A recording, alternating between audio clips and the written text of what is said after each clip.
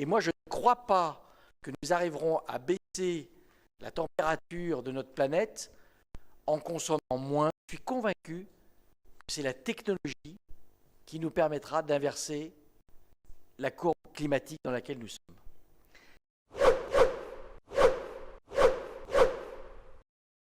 En tout cas, notre démarche politique, c'est justement d'initier des choix, je le fais grosse maille, mais de sobriété collectivement pour que justement on évite dans le futur, dans des situations de tension extrême, des choix plus du tout démocratiques, justement on le fasse pendant qu'on a encore un petit peu de temps pour le réfléchir de façon collective.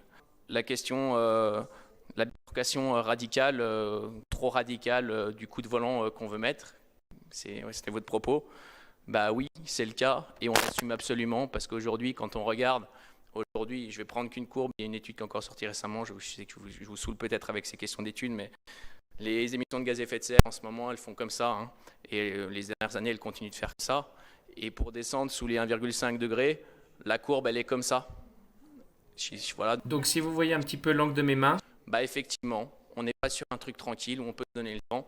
Il nous faut une bifurcation radicale et un changement effectivement qui est majeur et compliqué à mettre en œuvre. Une des différences, et je l'ai déjà dit au Conseil communautaire, je l'ai déjà dit dans cette assemblée, j'en mets pas en question le fait que vous n'avez pas des projets qui ont une visée écologique, en question la visée globale dans laquelle ils s'inscrivent, la différence fondamentale entre votre vision et la nôtre, c'est que vous avez une vision qui est les actions que vous mettez en œuvre, très axée autour des questions de technologie.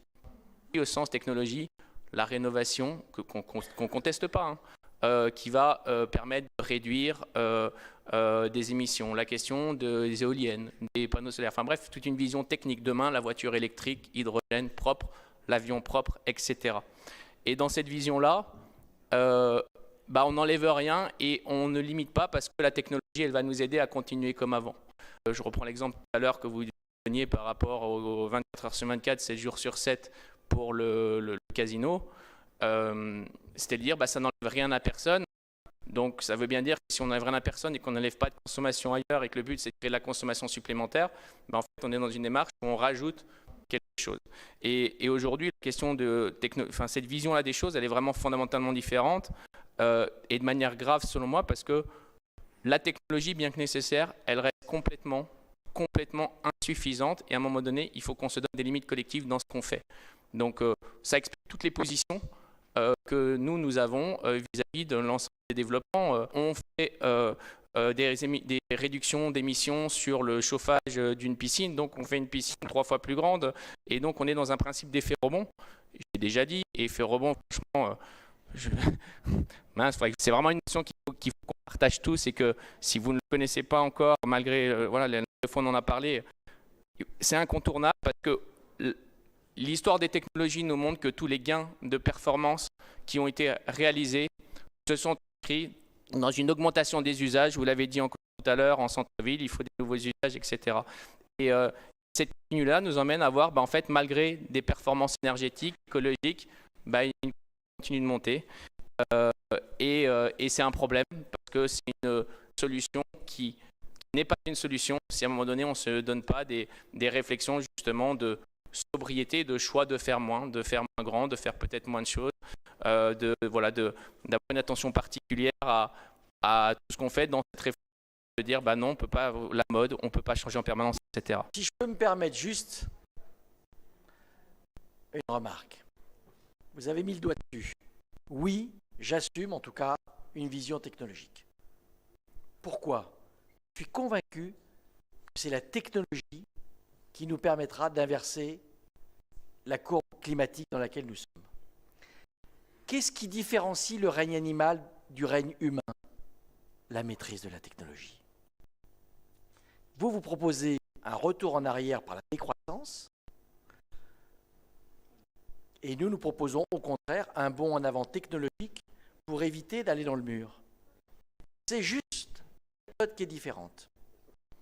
Et moi, je ne crois pas que nous arriverons à baisser la température de notre planète en consommant moins, en privant de travail la plupart de nos industries, avec tout ce que vous nous proposez. Je ne pense pas que ce soit la bonne solution.